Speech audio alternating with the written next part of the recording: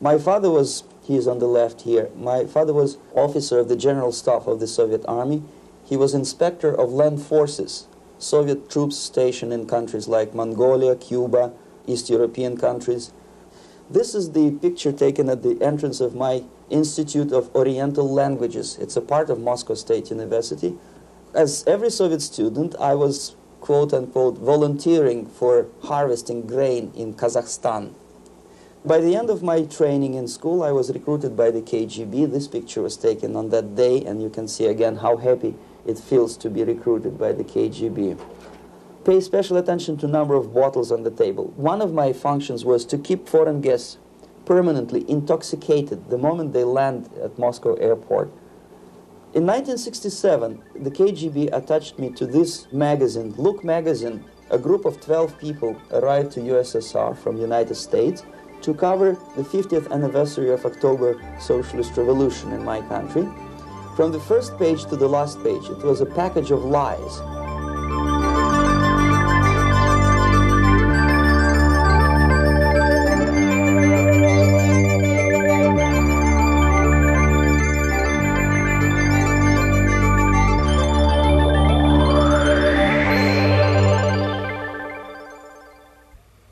Our conversation is with Mr. Yuri Alexandrovich Bezmenov. Mr. Bezmenov was born in 1939 in a suburb of Moscow. He was the son of a high-ranking Soviet Army officer. He was educated in the elite schools inside the Soviet Union and became an expert in Indian culture and Indian languages. He had an outstanding career with Novosti, which was the, and still is, I should say, the press arm or the press agency of the Soviet Union. It turns out that this is also a front for the KGB. One of his interesting assignments was to brainwash foreign diplomats when they visited Moscow. And he'll tell us a little bit about how they did this and how they planted information which eventually wound up in the press of the free world. He escaped to the West in 1970 after becoming totally disgusted with the Soviet system, and he did this at great risk to his life. He certainly is one of the world's outstanding experts on the subject of Soviet propaganda and disinformation and active measures. Mr. Bezmenov, I'd like to begin by having you tell us a little bit about some of your childhood memories. Well, the most vivid memory of my childhood was Second World War, or to be more precise, the end of the Second World War, when all of a sudden United States, from a friendly nation, which helped us to defeat Nazism, turned overnight into a deadly enemy. And it was very shocking because all newspapers were trying to present an image of belligerent, aggressive American imperialism. Most of the things that we were taught is that United States is aggressive power, which is just about to invade our beautiful, free, socialist country, that American CIA is dropping Colorado beetles on our beautiful potato fields to eliminate our crops, and each schoolboy had a picture of Colorado bug on the back page of his notebook, and we were instructed to go into collective fields to search for those little Colorado bugs. Of course, we couldn't find any, neither we could find many potatoes, and that was explained again by the encroachments of the decadent imperialist power. The anti-American paranoia, hysteria in the Soviet propaganda was to such of such a higher degree that many less skeptical people or less stubborn would really believe that United States is just about to invade our beautiful motherland, and some secretly hope that it will come true. That's interesting. Yes. Well, getting back to life inside the Soviet Union or inside communist countries in general, in this country, at the university level primarily, we read and hear that the Soviet system is different from ours, but not that different, and that there is a convergence developing between all of the systems of the world, and that really it doesn't make an awful lot of difference what system you live under because you have corruption and dishonesty and tyranny and all that sort of thing. From your personal experience, what is the difference between life under communism and life in the United States? Well, life is obviously very much different for simple reason that the Soviet Union is a state capitalist economically. It's a state capitalism where an individual has absolutely no rights, no value, his life is nothing, it's just like an insect. He is disposable, whereby in the United States, even the worst criminal is treated as a human being. He has a fair trial, and some of them capitalize on their crimes. They publish their memoirs in their prisons and get handsomely paid by your crazy publishers. The differences, of course, in the daily life are very various, depending on whom we are talking about. In my own private life, I never suffered from communism simply because I was brought up in a family of high-ranking military officer. Most of the doors were open for me. Most of my expenses were paid by the government, and I never had any troubles with the authorities or with the police. So, in other words, I would say I enjoyed, or I had good reasons to enjoy, all the advantages of so-called socialist system. Mm-hmm. My main motivations to defect had nothing to do with affluence. It was mainly moral indignation, moral protest, rebellion against the inhuman methods of the Soviet system. Well, specifically, what did you object to? I objected, first of all, against oppression of my own dissidents and intellectuals. And that was the most disgusting thing that I witnessed as a young man, young student, who was brought up at a very troublesome period in our history, from Stalin to Khrushchev, from total tyranny and oppression to some kind of liberalization.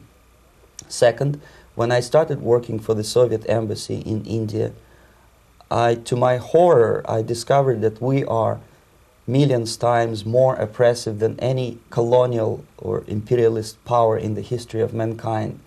That my country brings to India not freedom, progress, and friendship between the nations, but racism, exploitation, and slavery, and of course economical inefficiency to this country. Since I fell in love with India, I developed something which by KGB standards is extremely dangerous thing. It's called split loyalty, when an agent likes a country of assignment more than his own country.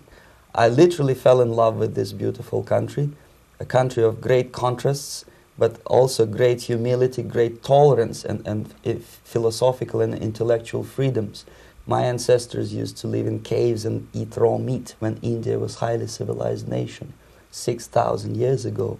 So obviously the choice was not to the advantage of my own nation. I decided to defect and to entirely dissociate myself from that brutal regime. Mr. Bezmenov, we've read a lot about the concentration camps and the slave labor camps under the Stalin regime. Now the general impression in America is that those things are part of the past. Are they still going on today, or what is the status? Yes. There is no qualitative change in the Soviet concentration camp system. There are changes in numbers of prisoners. Again, this is unreliable Soviet statistics. We don't know how many political prisoners are there in the Soviet concentration camps. But we sure know from various sources that at each particular time there are close to 25 to 30 million of Soviet citizens who are virtually kept as slaves in forced labor camp system. The size of the population of a country like Canada is serving terms as prisoners. Incredible. So I would say that those intellectuals who try to convince American public that concentration camp system is a thing of a past are either conscientiously misleading public opinion, or they are not very intellectual people. They're selectively blind. They lack intellectual honesty when they say that. Well, we've spoken about the intellectuals in this country and also the intellectuals in the Soviet Union. What about down at the broad mass level? Do the people in general, the working people, the workers in general in the Soviet Union, do they support the system? Do they tolerate it? What is their attitude? Well, average Soviet citizen, if there is such an animal, of course, does not like the system because it hurts, it kills. he may not understand the reasons. He may not have enough information or educational background to understand. But I doubt very much there are many people who are conscientiously supporting the Soviet system. There are not such people in USSR. Even those who have all the reasons to enjoy socialism, people like myself, who were a member of journalistic elite, they also hate the system for different reasons, though. Not because they lack material affluence, but because they are unfree to think, they are in constant fear, duplicity, split personality. And this is the greatest tragedy for my nation. Well, what do you think are the chances of the people actually overcoming their system or replacing it? There is a great possibility that system will sooner or later be destroyed from within. There is a self-destructive mechanism built into any socialist or communist or fascist system, because there is lack of feedback, because the system does not rely upon loyalty of population. But until this Soviet junta is being supported by the Western so-called imperialists, that is, multinational companies, establishments, governments, and let's face it, intellectuals, so-called academia in the United States is famous for supporting the Soviet system. As long as the Soviet junta will keep on receiving credits, money, technology, grain deals, and political recognition from all these traitors of democracy or freedom, there is no hope, there is not much hope for changes in my country, and the system will not collapse by itself simply because it's being nourished by so-called American imperialism. This is the greatest paradox in history of mankind, when capitalist world supports and actively nourishes its own destroyer, destructor. I think you're trying to tell us something. Oh, in yes. This country. Mm-hmm. I'm trying to tell you that it has to be stopped unless you want to end up in Gulag system and enjoy all the advantages of socialist equality. Working for free, catching fleas on your body, sleeping on the planks of plywood in Alaska this time, I guess. Mm-hmm. That's where Americans will belong, unless they will wake up, of course, and force their government to stop aiding Soviet fascism. Mm-hmm. Well, you told us a moment ago why you left the system. I'd like to hear the details of how you did it. It must have been a very dangerous thing. It was not so dangerous, it was crazy. First of all, because defecting in India is virtually impossible, thanks to very strong pressure from the Soviet government. Excuse me, you were in India on assignment at that time? Yes, I was working for the Soviet embassy in New Delhi as a press officer. Mm-hmm. And defecting for a Soviet diplomat is next to impossible. It's a suicide, as I said, because a great friend Indira Gandhi pushed a law through parliament which says, and I quote, "No defector from any country has a right of political asylum in any embassy on the territory of Indian Republic," which is a masterpiece of hypocrisy. No other defector but the Soviet one needs a political asylum. So, knowing that perfectly well, I planned a craziest possible way to defect. I studied counterculture in India. There were thousands of young American boys and girls with no shoes, long hair, smoking hash and marijuana, studying sometimes Indian philosophy, sometimes simply pretending that they study. And they greatly annoyed Indian police, and they were laughing stock of Indians because obviously they were good-for-nothing students.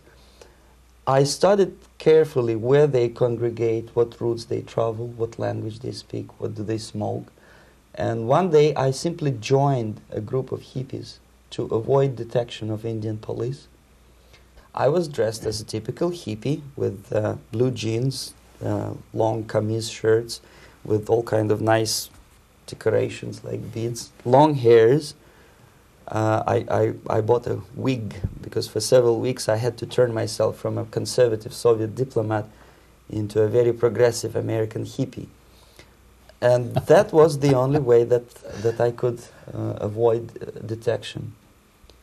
It was very interesting experience, but it was necessary because from my own knowledge as a member of Soviet embassy staff, I knew that there were many cases when Soviet defectors were betrayed by Indian police, and also some Western embassies played a very dirty role in betraying the Soviet defectors.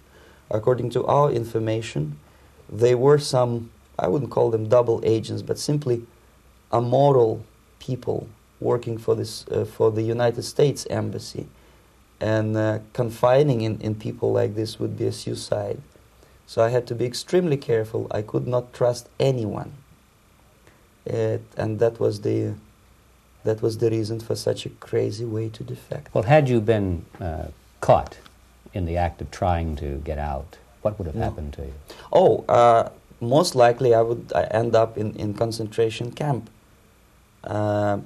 or, depending on the situation and on the whim of some bureaucrat in KGB, maybe even executed. This is normal practice, quietly, of course, not publicly. But that would be the end of my defection, of course. Well, when did you finally make it to the United States? In 1970, after about 6 months of debriefing in Athens by the CIA, and I presume FBI too, they let me go first to Germany, then to Canada. That was my decision. I had to change my identity to protect my family and my friends in USSR. And also I was a little bit paranoid, knowing that both Soviet KGB and probably some double agents within the American system may be after me. So I wanted to settle down as far away as possible. I requested CIA to give me some kind of new identity and just let me go on my own. And I settled in Canada. I was a student.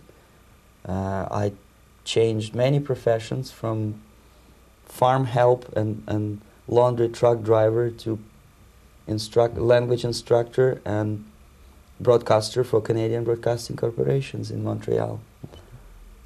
Well, have you had any threats on your life or any yes. unpleasant in about 5 years, KGB eventually discovered that I am working for Canadian Broadcasting. I made a very big mistake. I started working for overseas service of CBC, which is similar to Voice of America, in Russian language. And of course, monitoring service in USSR picked up every new voice. Every new announcer they would make it a point to discover who he is. And in 5 years, sure enough, slowly but surely, they discovered that I am not Thomas Schumann, that I am Yuri Alexandrovich Bezmenov, and that I am working for Canadian Broadcasting, and undermining beautiful détente between Canada and USSR. And the Soviet ambassador Alexander Yakovlev made it his personal effort to discredit me. He complained to Pierre Trudeau, who is known to be a little bit soft on socialism. And the management of CBC behaved in a very strange, cowardly way, unbecoming to representatives of an independent country like Canada. They listened to every suggestion that Soviet ambassador gave, and they started shameful investigation, analyzing content of my broadcasts to USSR. And sure enough, they discovered that some of my statements were probably would be offending to the Soviet Politburo. So I had to leave my job. And of course, subtle intimidations. They would say something like, please cross the street carefully because, you know, traffic is very heavy in Quebec. And fortunately, I know about the psychology and the logic of activity of the KGB, and I never allowed myself to be intimidated. This is the worst thing. This is what they expect a person, a defector, to be intimidated. Once they spot that you are scared, they keep on developing that line, And then eventually you either have to give up entirely and work for them, or they neutralize you. They would definitely stop all kind of political activity, which they failed to do in my case, because I was stubbornly working for the Canadian Broadcasting. And in response to their intimidations, I said that, look, this is a free country, and I am as free as you are. And I also can drive very fast. And gun control is not yet established in Canada, so I had a couple of good shotguns in my basement. So welcome to visit me someday with your Kalashnikov's machine guns. So obviously it didn't work. Intimidation didn't work. So they tried different approach, as I described. They approached on the highest level, on the level of Canadian bureaucracy. And on that level they were successful. On that level they were successful. On individual level they failed flat. Mr. Bezmenov has brought a series of slides with him that he has taken from the Soviet Union, and I think this is a good time to take a look at the slides. Yes. Now, the viewers will be able to see these slides as we talk about them. Yes, this is a collection of slides which are, some of them are snapshots from my family album, some of them are documents which I smuggled from the Soviet embassy, and some are reproductions from local mass media. I usually show them to establish my credibility as a defector. This is a picture of my native town, Mytishi, about 20 miles north from Moscow. Characteristically, there is a statue of Comrade Lenin in the central square. This is myself at the age of 7, again, characteristically, under the statue of Comrade Stalin, extending his friendly hand to peoples of the world. At that age, of course, I was still idealistically minded young communist, and I still believe that sooner or later things will go for better. But I realized that the system stinks, that something is fishy, and that ideology is fake, and the propaganda about advanced Soviet agriculture simply didn't meet the criteria of reality. If they talk about abundance of food and there is none in the stores, there must be something wrong.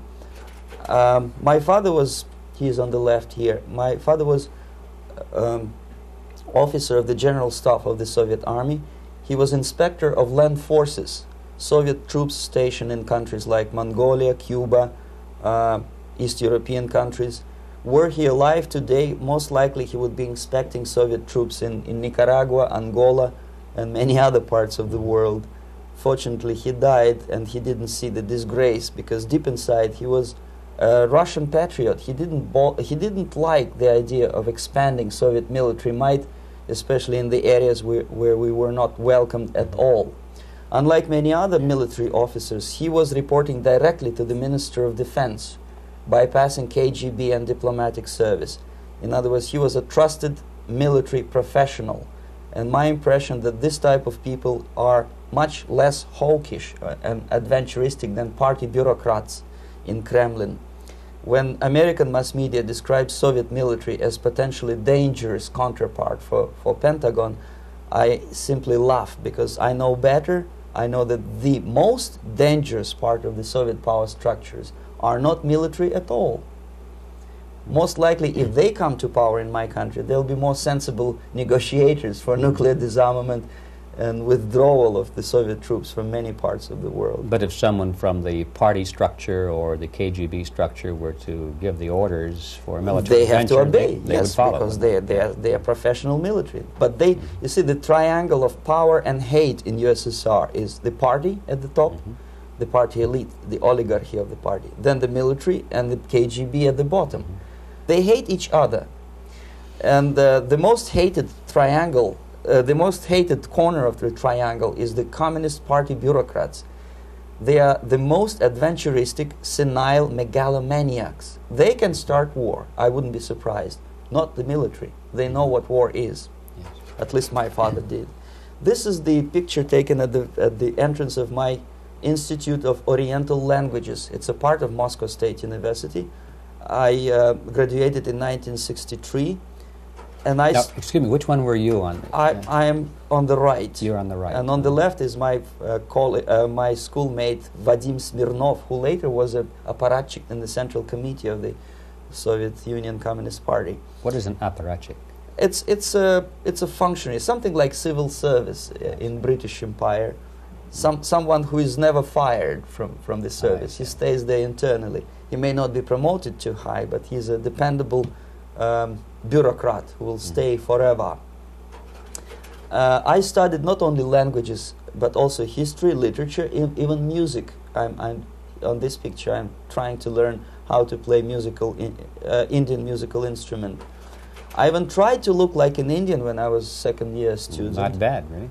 Yes, actually, it was strongly encouraged by the instructors in my school, because the graduates of my school were later on employed as diplomats, foreign journalists, or spies.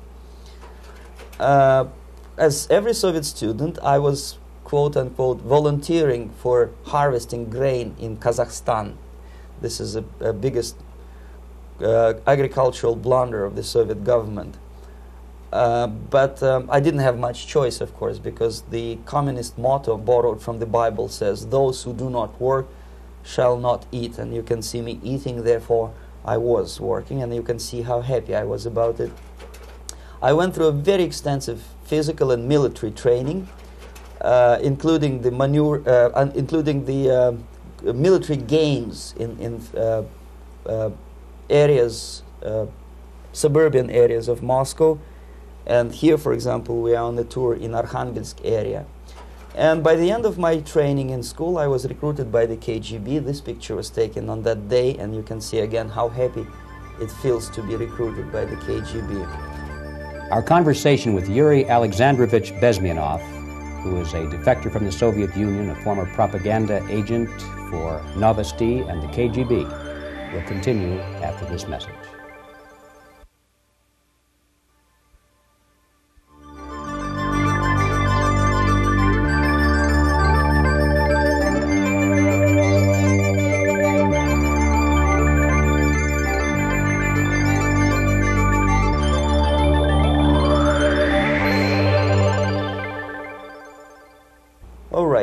As every student in USSR, I went through very extensive physical and military training and civil defense training too. Unlike in the United States, where civil defense is virtually non-existent, zero. In USSR, every student, whatever his major subject, has to go through very extensive 4-year military and civil defense training. You can see me here with a group of students during one of the war games near Moscow. The main idea, of course, is to prepare a huge reserve army of the USSR. Each student has to graduate as a junior lieutenant. In my case, it was administrative and military intelligence service. My first assignment was to India as a translator with the Soviet Economical Aid Group, building refinery complexes in Bihar state and Gujarat state. At that time, I was still naively, idealistically believing that what I was doing contributes to the understanding and cooperation between the nations. It took me quite a number of years to realize that what we were bringing to India was a new type of colonialism, 1,000 times more oppressive and exploitative than any colonialism or imperialism in history of mankind. But at that time, I was still hoping that, well, maybe it's not that bad, could be worse, and things may go for better. And I even tried to implement the beautiful Marxist motto, "Proletarians of all the countries unite." I tried to unite with the nice Indian girl, and I was fascinated by Indian culture, by the family life in this country. But obviously, Communist Party had different plans for my genes, so I had to marry this beautiful Russian girl. In the span of my career, I married 3 times. Most of these marriages were marriages of convenience, on advice from the Department of Personnel. This is normal practice in USSR. When a Soviet citizen is assigned to a foreign job, he has to be married, either to keep family in USSR as hostages, or, if it's a convenience marriage like mine, so that the husband and wife are virtually informers on each other to prevent defection or contamination by decadent imperialist or capitalist ideas. In my case, I hated that girl so much that the moment I landed in Moscow, we were divorced, and I married later, second time. By the end of my first assignment in India, I was promoted to the position of public relation officer. You can see me here translating a speech by a Soviet boss. And you're on the right. I'm on the right here, yes. And it was, the occasion was commissioning of the refinery complex in Bihar, Barauni. Back in Moscow, I was immediately recruited by Novosti Press Agency, which is a propaganda and ideological subversion front for the KGB. 75% of the members of the Novosti are commissioned officers of the KGB. The other 25 are, like myself, co-opted agents who are assigned to specific operations. In this particular case, you can see me talking to students of Lumumba Friendship University in Moscow. This is a huge school under the direct control of the KGB and Central Committee, where future leaders of the so-called national liberation movements are being educated and selected carefully. And some of them have absolutely, this, for example, is a group of students from Lumumba. They don't look like students at all. They look more like military, and that's exactly what they were. They were dispatched back to their countries to be leaders of the so-called national liberation movements, or to be translated into normal human language, leaders of international terrorist groups. Another area of activity when I was working for the Novosti was to accompany groups of so-called progressive intellectuals, writers, journalists, publishers, teachers, professors of colleges. You can see me here in Kremlin. I'm second on the left, with a group of Pakistani and Indian intellectuals. Most of them pretended they don't understand that we are actually working on behalf of the Soviet government and the KGB. They pretended that they are actually being guests, VIP intellectuals, that they are treated according to their merits and their intellectual abilities. For us, they were just a bunch of political prostitutes to be taken advantage for various propaganda operations. Therefore, you can see perfectly well the senior colleague of mine on the left doesn't really have that much respect on his face, and myself with a very skeptical smile, typical KGB sarcastic smile, anticipating another victim of ideological brainwashing. This is how a typical conference in Novosti headquarters in Moscow looked like. Sitting in the middle is Boris Burkov, the then director of Novosti Press Agency, high-ranking party bureaucrat in the Department of Propaganda. I am standing next to a famous Indian poet, Sumitranandan Pant. He was famous because he was an author. He was the author of a famous poem titled Rhapsody to Lenin. That's why he was invited to USSR, and everything was paid by the Soviet government. Pay special attention to number of bottles on the table. This is one of the ways to kill the awareness or curiosity of foreign journalists. One of my functions was to keep foreign guests permanently intoxicated the moment they land at Moscow airport. I had to take them to the VIP lounge and toast to friendship and understanding between the nations of the world. Glass of vodka, then a second glass of vodka. And in no time, my guests would be feeling very happy. They would see everything in kind of pink, nice color. And that's the way I had to keep them permanently for the next 15 or 20 days. At a certain point in time, I had to withdraw alcohol from them so that some of them who are the most recruitable would feel a little bit shaky, guilty, trying to remember what they were talking last night. That's the time to approach them with all kind of nonsense, such as joint communique or statement for Soviet propaganda. That's the time they are the most flexible. And of course, what they didn't understand, they didn't realize or pretended not to realize, that myself, who was drinking together with them, was not drinking at all. I had ways to get rid of alcohol through various techniques, including special pills which were given to me by my colleagues.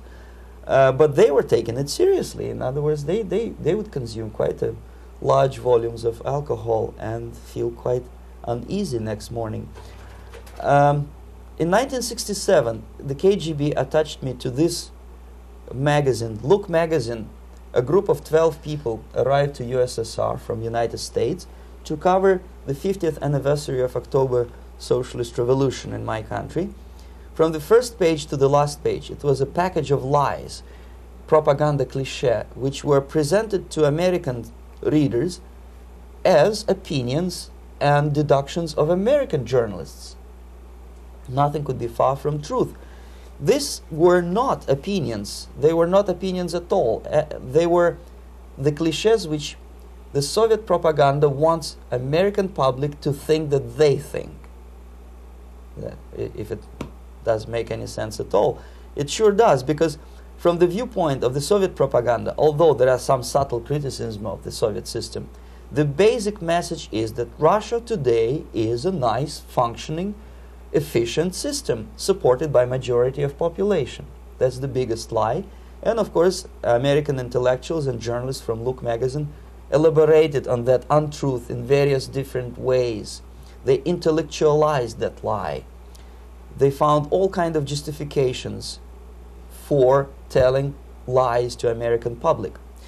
Excuse me, it was partly your job to make sure that they got these ideas, yes, and accepted them as their own ideas. Right. Actually, even before they arrived to USSR, and they paid astronomical sum of money for that visit, they were submitted, this Novosti Press Agency developed so-called backgrounders, 20-25 pages of information and opinions which were presented to the journalists even before they bought their tickets to Moscow.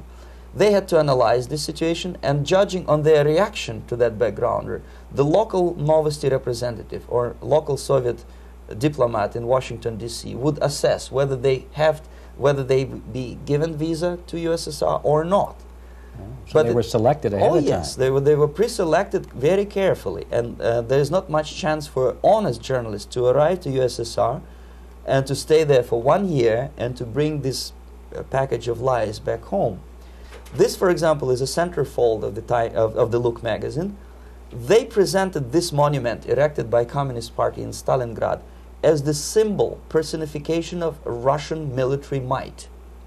And they said in the article, which is published on the side, that Soviets are very proud of the victory in the Second World War. This is another big myth, a lie.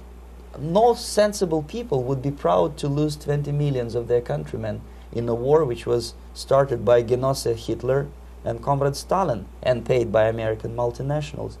Most of the Soviet citizens look at this type of monuments with disgust and sorrow, because every family lost father, brother, sister, or child in the Second World War. Yet American journalists who were trying to appease, to please their hosts, presented this picture on the centerfold as the symbol and personification of Soviet national, they call it Russian national spirit. And it was greatest misconception and a very tragic misunderstanding. Of course, Look magazine was not distributed in USSR. The main audience was in United States.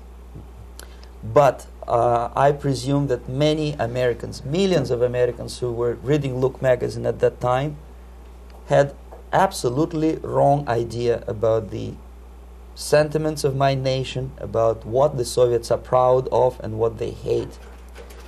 This is a group, you see the same lady with the sword in Stalingrad. This is the group of journalists. Myself is in the center with the same devilish smile. And Mr. Philip Harrington is on the extreme left there with his camera. This is the gentleman which was so deaf or so uninterested in what I had to say to him. This is the same picture, a blow-up of the same picture. Many guests from various countries, in this particular case from Asia and Africa, were taken by me as a Novosti Press Agency employee for a tour across Siberia, for example. We would show them typical kindergarten, you see, nothing special by American standards, just nice children sitting, eating their breakfast or lunch. What they could not understand, or they pretended not to understand, that this is an exemplary kindergarten. This is not the kindergarten for average person or average family in USSR. And we maintain that illusion in their minds. You can see myself under the red spot in the middle there, with the same business-like expression.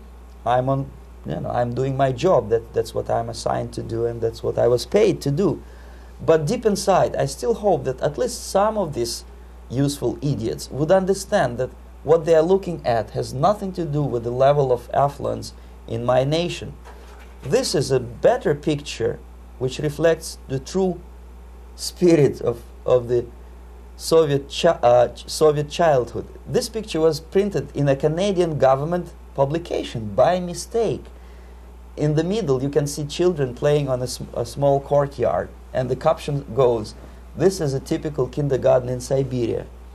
What these idiots didn't understand, that it is not kindergarten at all. It is a prison for children of political prisoners. But there was not a single mentioning that what they were visiting actually was an area of concentration camps. And the job of people like myself to help them to not to notice that they are actually talking to prisoners. Most of the children were dressed, especially on the occasion of the foreigners' visit. Of course, there were no corpses on the ground.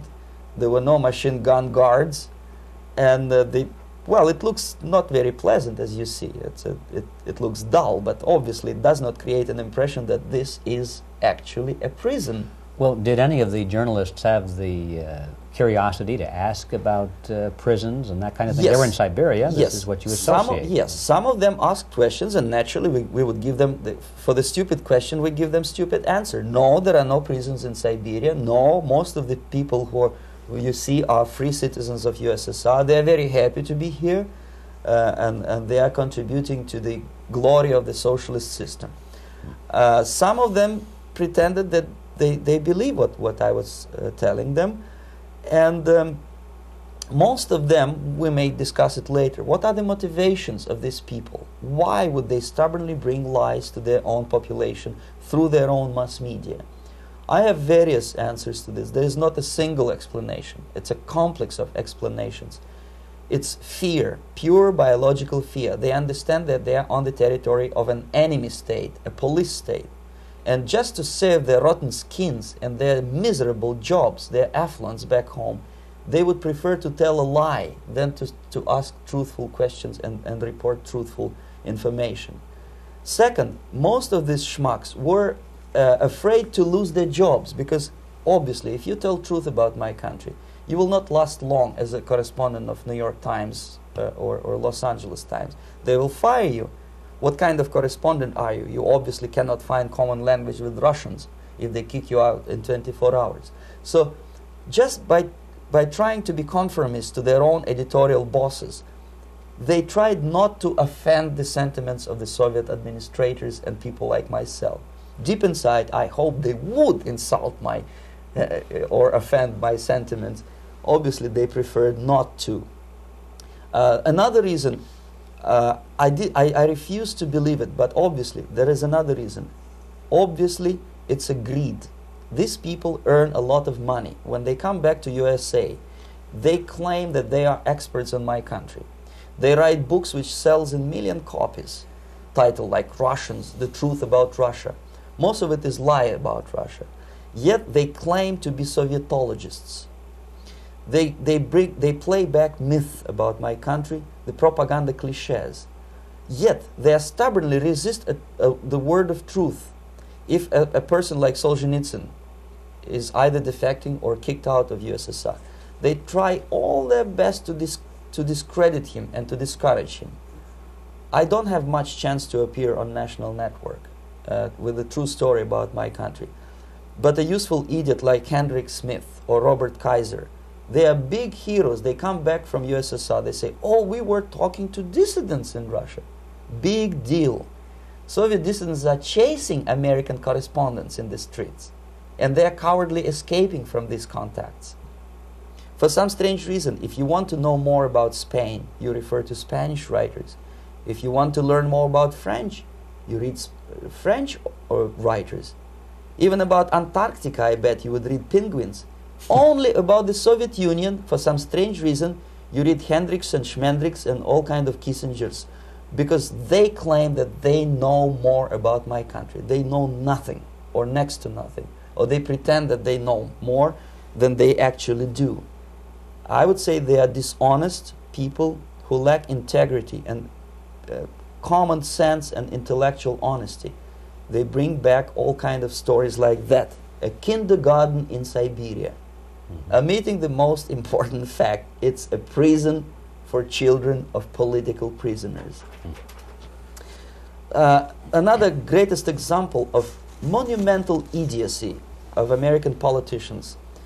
Edward Kennedy was in Moscow, and he thought that he is a popular, charismatic American politician who is easygoing, who can smile, dance at the wedding in Russian Palace of Marriages. What he did not understand, or maybe he pretended not to understand, that actually he was being taken for a ride. This is a staged wedding, especially to impress foreign media, or useful idiots like Ed Kennedy. Most of the guests there, they had security clearance, and they were instructed what to say to foreigners. This is exactly what I was doing. You can see me in the same damn wedding palace in Moscow where Ed Kennedy was dancing here. You see, smiling. He thinks he's very smart. From the viewpoint of Russian citizens who observe this idiocy, he's narrow-minded, egocentrical idiot who tries to earn his own popularity through participation in propaganda farces like this. Here you can see myself. On the right, again, exemplary Soviet bride. On the left, 3 journalists from various countries, Asia, Africa, and Latin America. Obviously, they enjoying the situation. They will go back home and write the reports. We were present on a regular Soviet wedding. They were not present on a regular Soviet wedding. They were present, they were parts of a farce, of a circus performance. Another thing which I had to sometimes risking my life to explain to foreigners. Time magazine, for example, is very critical of South African racist regime. The whole article was dedicated to the shameful internal passport system where blacks are not allowing to live with whites. For some strange reason, for the last 14 years since my defection, nobody wanted to pay attention to my passport. This is my passport. It also shows my nationality, and it has a police rubber stamp, which is called propiska in Russian language, which assigns me to a certain area of residence. I cannot leave that area, same way as this black man cannot leave the area in South Africa. Yet we call South African government racist regime. Not a single Jane Schmonda or Fonda is brave enough, courageous enough to come to media and say, look, this is what happens in USSR. I send a copy of my passport to many American liberals and civil rights defenders and all the other useful idiots. They never bothered to answer me back. This shows what kind of integrity, what kind of honesty these people are. They are a bunch of hypocrites because they don't want to recognize a good example of racism in my country. This is the first stage of befriending a professor. You can see myself on the left with the same James Bond smile. On the right is my KGB supervisor, Comrade Leonid Mitrokhin, and in the middle a professor of political science in Delhi University. The next stage would be to invite him to a gathering of Indo-Soviet Friendship Society. There he is sitting next to his wife before he is being sent to USSR for a free trip. Everything is paid by the Soviet government. He was made to believe that he is invited to USSR because he is a talented, sober-thinking intellectual. Absolutely false. He is invited because he is a useful idiot, because he would agree and subscribe to most of the Soviet propaganda cliché. And when he is coming back to his own country, he is going for years and years to teach the beauties of Soviet socialism to newer and newer generations of his students, thus promoting the Soviet propaganda line. the KGB was even curious about this gentleman. It may look innocent. Maharishi Mahesh Yogi, a great spiritual leader, or maybe a great charlatan and crook, depending on from which side you are looking at him. Beatles were trained at his ashram in Hardwar in India how to meditate. Mia Farrow and other useful idiots from Hollywood visited his school, and they returned back to United States absolutely zonked out of their minds with marijuana, hashish, and crazy ideas of meditation. To meditate, in other words, to isolate oneself from the current social and political issues of your own country, to get into your own bubble, to forget about troubles of the world. Obviously, KGB was very fascinated with such a beautiful school, such a brainwashing center for stupid Americans. I was dispatched by the KGB to check what kind of VIP Americans attend this school. That's you on the left. Yes, I'm on the left. I was trying to get enrolled in that school. Unfortunately, the Maharishi Mahesh Yogi asked too much. He wanted $500 American for enrollment. But my function was not actually to get enrolled in the school. My function was to discover what kind of people from United States attend this school. And we discovered that, yes, there are some influential members of family, public opinion makers of United States, who come back with the crazy stories about Indian philosophy. Indians themselves look upon them as idiots, useful idiots. To say nothing about KGB, who looked at them as extremely naive, misguided people.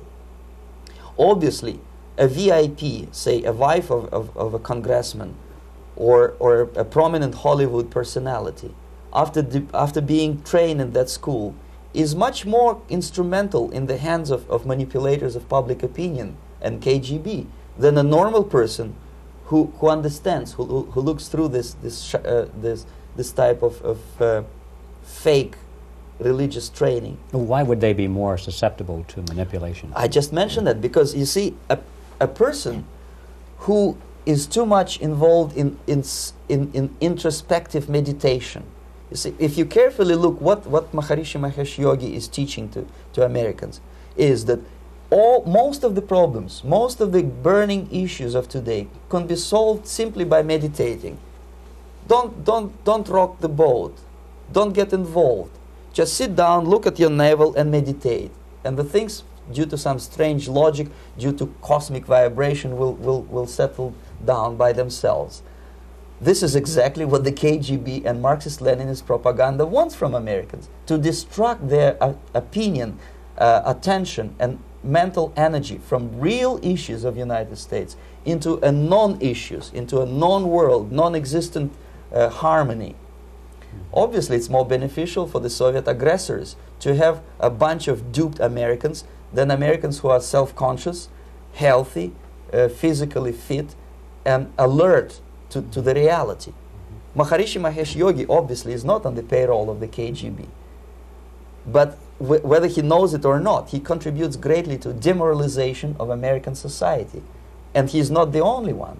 There are hundreds of those gurus who come to your country to capitalize on naivete and stupidity of Americans. It's a fashion. It's a fashion to meditate. It's a fashion not to be involved.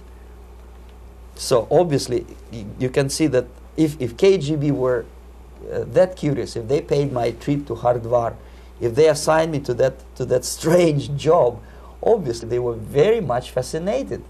They were convinced that that type of brainwashing is very efficient and instrumental in demoralization of the United States. Our conversation with Yuri Alexandrovich Bezmenov, who is a defector from the Soviet Union, a former propaganda agent for Novosti and the KGB, will continue after this message.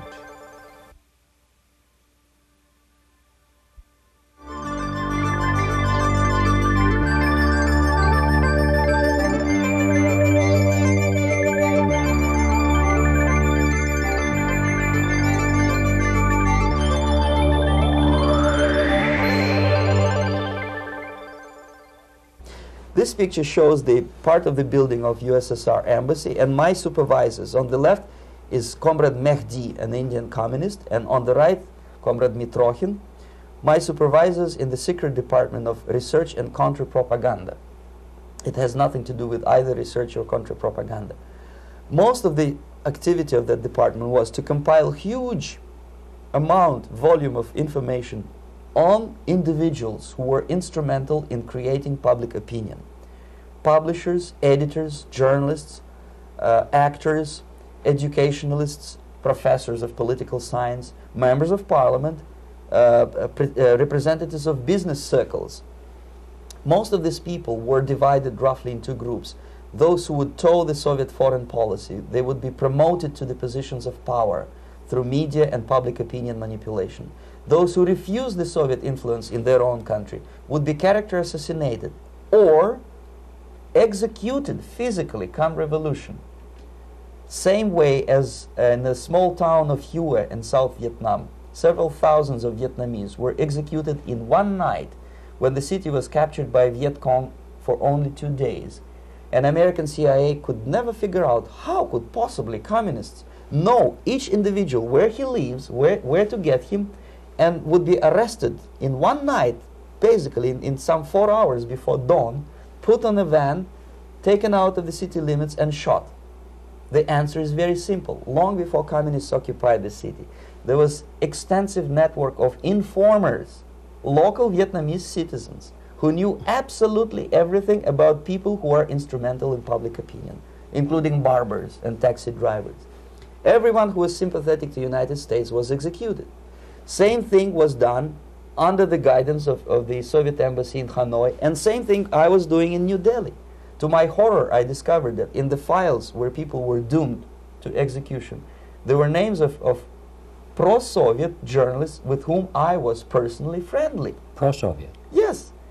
They were idealistically minded leftists who made several visits to USSR, and yet the KGB decided that come revolution or drastic changes in political structure of India, they will have to go. Why is that? Because they know too much.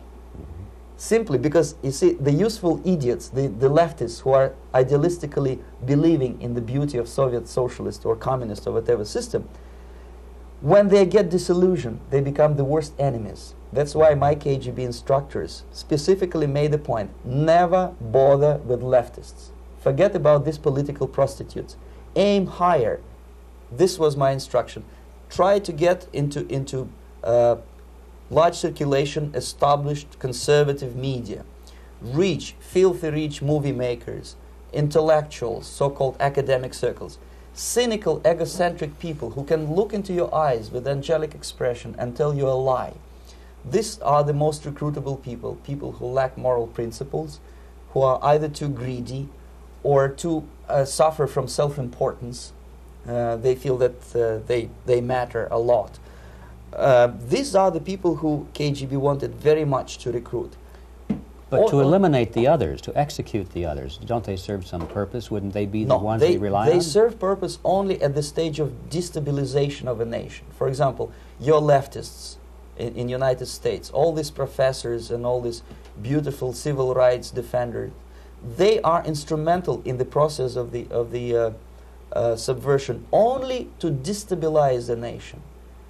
When their job is completed, they are not needed anymore. They know too much. Some of them, when they get disillusioned, when they see that Marxist-Leninists come to power, obviously they get offended. They think that they will come to power. That will never happen, of course. They will be lined up against the wall and shot.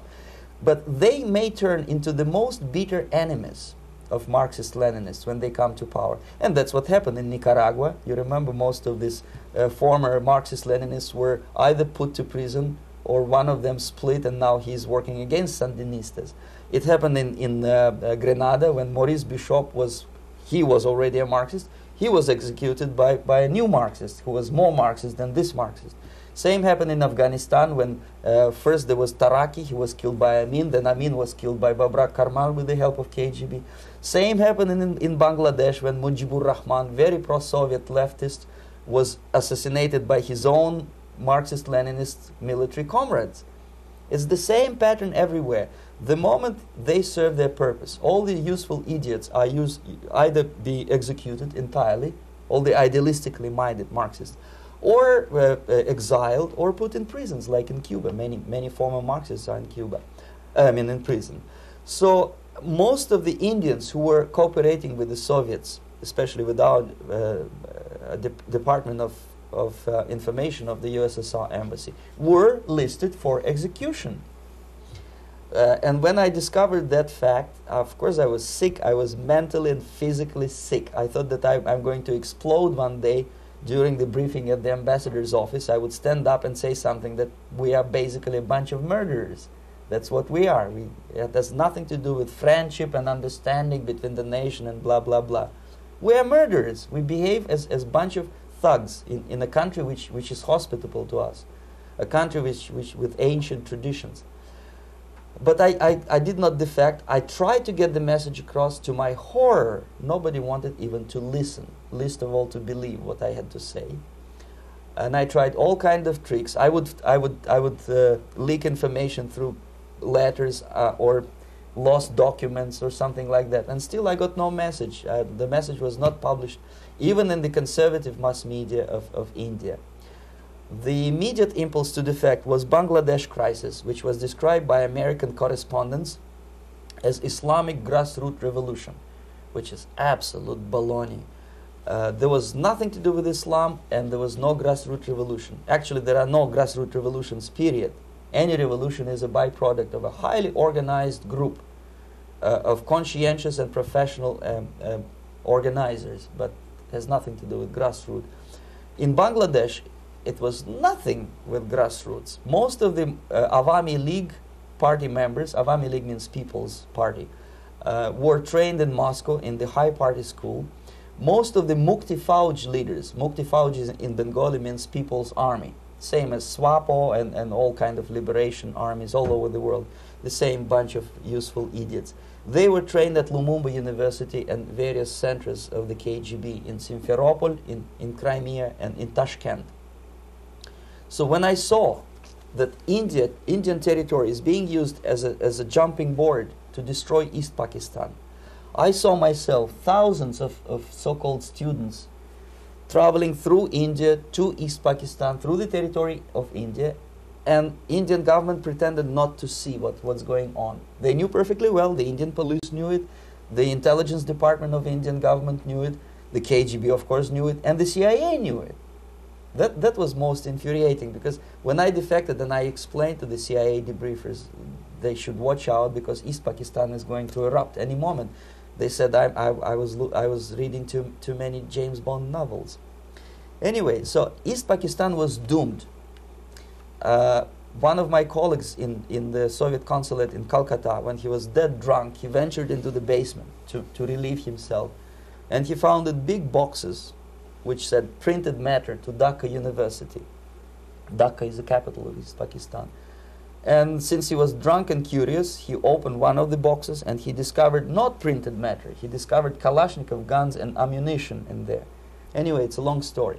When I saw the preparations for the invasion into East Pakistan, obviously I wanted to defect immediately. The only thing I couldn't at that time make up my mind when and where and how. One of the reasons, of course, you see, I was in love with India. I mentioned that before. I spoke the languages. I socialized with people. And I understood that I had to act fast unless I want this beautiful country to be permanently and irreparably damaged by our presence. One of the reasons not to defect was, as you can see, I was living in relative affluence. Who the hell in the normal mind would defect and do what? To be abused by your media, to be called McCarthyist and fascist and paranoid, or to drive a taxi in New York City? What for? What the hell for should I defect? To be abused by Americans, to be insulted in exchange for my effort to bring the truthful information about impending danger of subversion. As you can see, I was living in quite a comfortable conditions next to swimming pool, where Indians were not allowed, by the way. I was highly paid expert in propaganda. I had my family. I was respected by my nation. My career was cloudless. The third reason, how to defect with the family. To defect with the baby and the wife would be virtual suicide, because according to law, that hypocritical law which I quoted before, the Indian police will have to hand me over back to the KGB, and that will be the end of my defection and probably my life. Again, I cannot smuggle my wife because she was not quite sure what I was doing. She was not that idealistically involved, and she was definitely not in the total picture of what I was doing for the KGB. She would be shocked if I put her in my van and drive her to the American embassy or elsewhere. That would be a greatest danger. So again, I had to defect in such a way that my defection would look as simple disappearance. And there were many cases like that when the Soviet agents simply disappeared, either killed in action or, thanks to their curiosity and their close contacts with radicals, some of them were killed by the Marxists, by the way. It happened in many African countries when the Soviet KGB were killed by Africans themselves. Not because they hated Marxism-Leninism, but because they were simply trigger-happy bunch of unruly characters. If you give them a machine gun, they will shoot.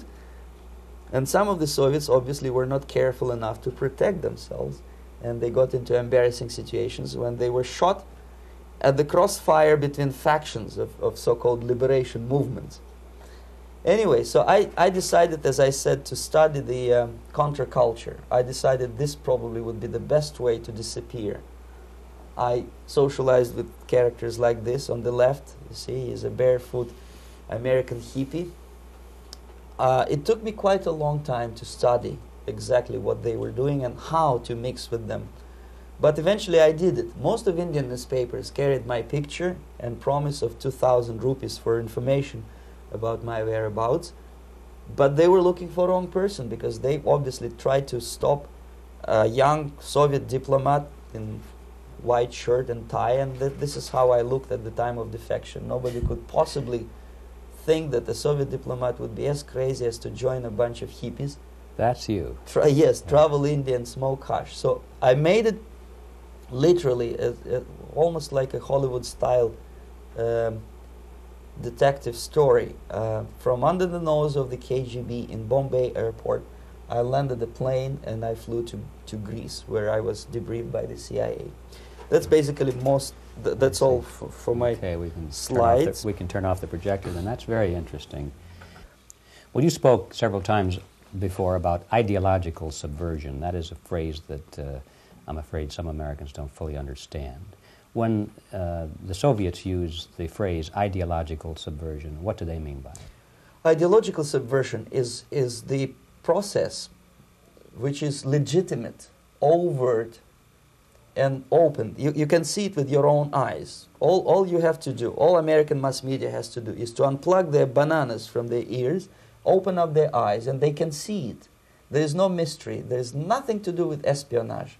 I know that espionage intelligence gathering looks more romantic. It sells more deodorants through the advertising, probably. That's why your Hollywood producers are so crazy about James Bond type of thrillers. But in reality, the main emphasis of the KGB is not in the area of intelligence at all. According to my opinion and opinion of many defectors of my caliber, only about 15% of time, money, and manpower is spent on espionage as such. The other 85% is a slow process which we call either ideological subversion or active measures, активные мероприятия in the language of the KGB, or psychological warfare. What it basically means is to change the perception of reality of every American to such an extent that despite of the abundance of information, no one is able to come to sensible conclusions in the interests of defending themselves, their families, their community, and their country. It's a great brainwashing process which goes very slow, and it's divided in 4 basic stages. The first one being demoralization. It takes from 15 to 20 years to demoralize a nation. Why that many years?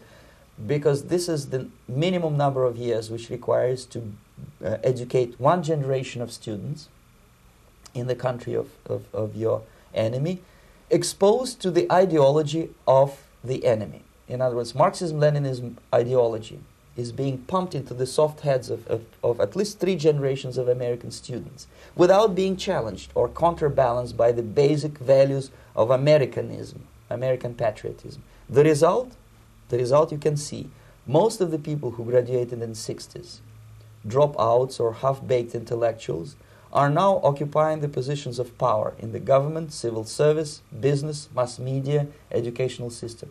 You are stuck with them. You cannot get rid of them. They are contaminated. They are programmed to think and react to certain stimuli in a certain pattern. You cannot change their mind, even if you expose them to authentic information, even if you prove that white is white and black is black. You still cannot change the basic perception and the logic of behavior. In other words, these people, the process of demoralization is complete and irreversible. To get rid society of these people, you need another 20 or 15 years to educate a new generation of patriotically minded and common sense people who would be acting in favor and in the interests of United States society. And yet these people who've been programmed and, as you say, in place and Yes. who are favorable to an opening with the Soviet concept, these are the very people who would be marked for extermination in this country? Most of them, yes. Simply because the psychological shock when they will see in future what the beautiful society of equality and social justice means in practice, obviously they will revolt. They will be very unhappy, frustrated people, and the Marxist-Leninist regime does not tolerate these people. They will join the links of dissenters, dissidents. Unlike in present United States, there will be no place for dissent in future Marxist-Leninist America. Here you can get popular like Daniel Ellsberg and filthy rich like Jane Fonda for being dissident, for criticizing your Pentagon. In future, these people will be simply squashed like cockroaches. Nobody is going to pay them nothing for their beautiful, noble ideas of equality. This they don't understand, and it will be a greatest shock for them, of course. The demoralization process in the United States is basically completed already. For the last 25 years, actually it's overfulfilled, because demoralization now reaches such areas where previously not even Comrade Andropov and all his experts would even dream of such a tremendous success. Most of it is done by Americans to Americans, thanks to lack of moral standards. As I mentioned before, exposure to true information does not matter anymore. A person who was demoralized is unable to assess true information. The facts tell nothing to him. Even if I shower him with information, with authentic proof, with documents, with pictures, even if I take him by force to the Soviet Union and show him concentration camp, he will refuse to believe it until he is going to receive a kick in his fat bottom. When a military boot crashes his balls, then he will understand, but not before that. That's the tragic of the situation of demoralization. So basically America is stuck with demoralization, and unless, even if you start right now, here, this minute, you start educating new generation of Americans, it will still take you 15 to 20 years to turn the tide of ideological perception of reality back to normalcy and patriotism. The next stage is destabilization. This time, subverter does not care about your ideas and the patterns of your consumption. Whether you eat junk food and get fat and flabby, doesn't matter anymore. This time, and it takes only from 2 to 5 years to destabilize a nation, what matters is essentials: economy, foreign relations, defense systems. And you can see it quite clearly that in some areas, in such sensitive areas as defense and economy, the influence of Marxist-Leninist ideas in the United States is absolutely fantastic. I could never believe it 14 years ago when I landed in this part of the world, that the process will go that fast. The next stage, of course, is crisis. It may take only up to 6 weeks to bring a country to the verge of crisis. You can see it in Central America now. And after crisis, with a violent change of power, structure, and economy, you have so-called the period of normalization. It may last indefinitely. Normalization is a cynical expression borrowed from Soviet propaganda. When the Soviet tanks moved into Czechoslovakia in '68, Comrade Brezhnev said, "Now the situation in brotherly Czechoslovakia is normalized." This is what will happen in the United States if you allow all these schmucks to bring the country to crisis, to promise people all kind of goodies and the paradise on earth, to destabilize your economy, to eliminate the principle of free market competition, and to put a big brother government in Washington, D.C., with benevolent dictators like Walter Mondale, who will promise lots of things, never mind whether the promises are fulfillable or not.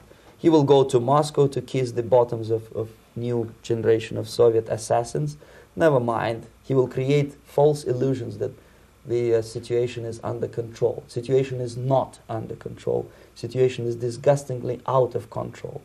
Most of the American politicians, media, and educational system trains another generation of people who think they are living at a peacetime. False. United States is in the state of war, undeclared total war against the basic principles and the foundations of this system. And the initiator of this war is not Comrade Andropov, of course. It's the system. However ridiculous it may sound, the world communist system or the world communist conspiracy, whether I scare some people or not, I don't give a hoot. If you are not scared by now, nothing can scare you. But you don't have to be paranoid about it. What actually happens now, that unlike myself, you have literally several years to live on unless the United States wake up. The time bomb is ticking. With every second, the disaster is coming closer and closer. Unlike myself, you will have nowhere to defect to, unless you want to live in Antarctica with penguins. This is it. This is the last country of freedom and possibility. Okay, so what do we do? What is your recommendation to the American people? Well, the immediate thing that comes to my mind is, of course, there must be a very strong national effort to educate people in the spirit of real patriotism, number one. Number two, to explain them the real danger of socialist, communist, whatever, welfare state, big brother government. If people will fail to grasp the impending danger of that development, nothing ever can help United States. You may kiss goodbye to your freedom, including freedoms to homosexuals, to prison inmate. All this freedom will vanish, evaporate in 5 seconds, including your precious lives. The second thing, the moment at least part of United States population is convinced that the danger is real, they have to force their government. And I'm not talking about sending letters, signing petitions, and all this beautiful, noble activity. I'm talking about forcing United States government to stop aiding communism. Because there is no other problem more burning and urgent than to stop the Soviet military-industrial complex from destroying whatever is left of the free world. And it is very easy to do. No credits, no technology, no money, no political or diplomatic recognition, and of course no such idiocy as grain deals to USSR. The Soviet people, 270 millions of Soviets, will be eternally thankful to you if you stop aiding a bunch of murderers who sit now in Kremlin and whom President Reagan respectfully calls government. They do not govern anything, least of all such complexity as the Soviet economy. So basic, two very simple, maybe too simplistic answers or solutions, but nevertheless they are the only solutions. Educate yourself, understand what's going on around you. You are not living at the time of peace. You are in a state of war, and you have precious little time to save yourself. You don't have much time, especially if you are talking about young generation. There's not much time left for convulsions and sexual masturbation to the beautiful disco music. Very soon it will go, just overnight. If we are talking about capitalists or wealthy businessmen, I think they are selling the rope on which they will hang very soon.